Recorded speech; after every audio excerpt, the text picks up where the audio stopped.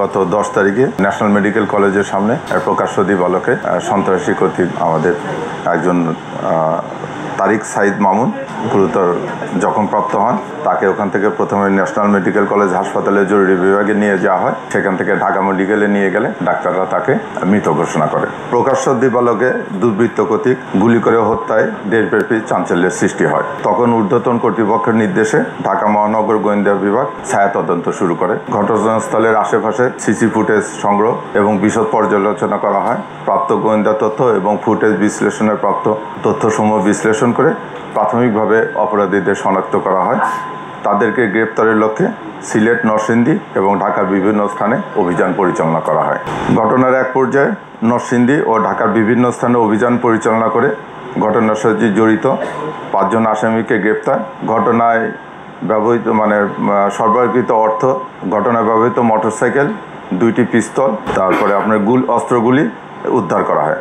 অভিযানকালে আসামি ফারুক, রবিন, শামীম ও রুবেলকে নরসিংদী সদর থানাধীন ভেলানগর হইতে গ্রেপ্তার করা হয়। গ্রেপ্তারকৃত আসামিদের তল্লাশিপূর্বক ফারুক ও রবিনের হেফাজতে থাকা 1,53,640 টাকা উদ্ধার করা হয়, যা আসামি ফারুক ও রবিনকে সন্ত্রাসী রনি হত্যাকাণ্ডের পারিশ্রমিক হিসেবে প্রদান করে। জিজ্ঞাসাবাদে তারা আরও জানায় যে হত্যাকাণ্ডের পর আসামি ফারুক ও রবিন তাদের ব্যবহৃত অস্ত্র ও অব্যবহৃত গুলিগুলো একসময় মুদি দোকানি বর্তমানে কাফরুলের বাসিন্দা শীর্ষ সন্ত্রাসী রনির নির্দেশে আসামি রুবেলের হেফাজতে প্রদান করে। আসামি রুবেল অস্ত্রগুলি প্রাপ্তির পর তা রনিকে মোবাইল ফোনে নিশ্চিত করে। প্রাপ্ত তথ্যের ভিত্তিতে রুবেলকে নিয়ে মোহাম্মদপুর থানাধীন রায়েরবাজার এলাকায় অভিযান পরিচালনা করে অপর গ্রেপ্তারকৃত আসামি ইউসুফ, উনি পেশায় দর্জি, তার বসতবাড়ি থেকে তার দেখানো মতে 11/11/2025 তারিখে 23:05 ঘটিকায় 2টি বিদেশি পিস্তল, 6 রাউন্ড গুলি, 2টি ম্যাগাজিন উদ্ধার করা হয়। গ্রেপ্তারকৃত আসামি ইউসুফ এবং রুবেল জানায় যে ঘটনার দিন 10/11/2025 তারিখে আসামি রুবেল অস্ত্রগুলি ভর্তি একটি ব্যাগ ইউসুফকে হেফাজতে রাখার জন্য বুঝিয়ে দেওয়া যায়।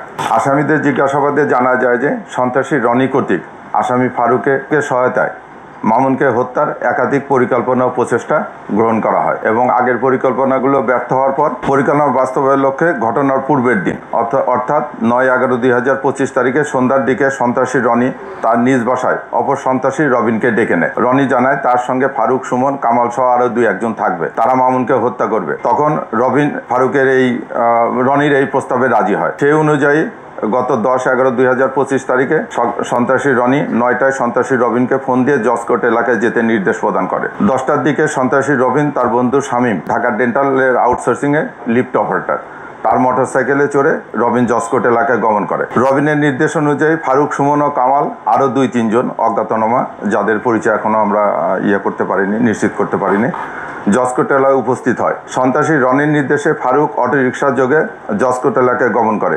পরিকল্পনা অনুযায়ী প্রথমে সন্ত্রাসী সুমন ও সন্ত্রাসী ফারুককে শুটিংয়ের জন্য রনির নির্দেশ প্রদান করে। এক পর্যায়ে সুমন ও রনির মধ্যে কথা কাটাকাটি হয়।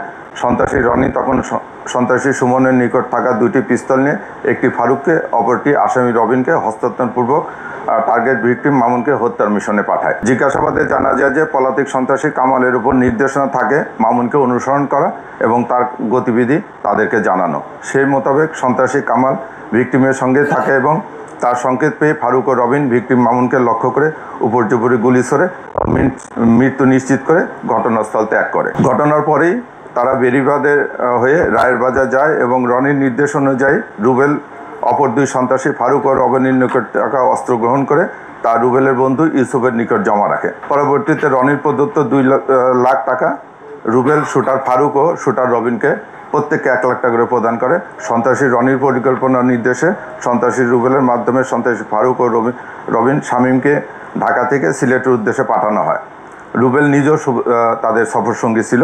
ঘটনার পরপরই সন্ত্রাসী রনি আসামি ফারুক, রুবেল ও শামীমের ব্যবহৃত মোবাইলগুলো তাৎক্ষণিকভাবে নিয়ে নেয়, যেন আইন শৃঙ্খলা বাহিনী তাদেরকে ফলো না করতে পারে বা এটা নিয়ে কোনো কাজ না করতে পারে। সিলেটে গমনের পর রবিন ও রুবেলের প্রচেষ্টায় ভারতে প্রবেশের চেষ্টা করে। সেখানে ভারতে প্রবেশে কোনো সুযোগ সুবিধা না পেয়ে সেখান থেকে সিদ্ধান্ত নেয় যে তারা সাতক্ষীরা সীমান্ত হয়ে তাদের এক পরিচিত লোকের মাধ্যমে তারা ভারত গমন করে। তারা ফেরার পথে সিলেট থেকে রওনা হওয়ার পথে আমরা তাদেরকে নরসিংদী থেকে গ্রেপ্তার করা হয় একটি বাস থেকে। আপনারা জানেন যে ছবি দেখা গেছে ক্যাপ পরা যে ছবি, সেটা হচ্ছে রবিন। আর চুল বড় বড়ওয়ালা যে ছেলেটা সেটা হচ্ছে ফারুক, যার একটা টাইটেল আছে যে কুত্তা ফারুক নামে তাকে আন্ডারওয়ার্ল্ডে সবাই ছিল। এই ছিল আমাদের উদ্ধার কাজ। এইরকম একটা চাঞ্চল্যকর ঘটনার আমরা মোটামুটি 26 ঘন্টার ভিতরে আমরা সন্ত্রাসীদেরকে চিহ্নিত করতে পারছি এবং তাদেরকে 32 ঘন্টায় আমরা হেফাজতে নিয়ে, আপনারা জানেন যে এই 48 ঘন্টার আগে আমরা এই রসের উদ্ঘাটন করেছি।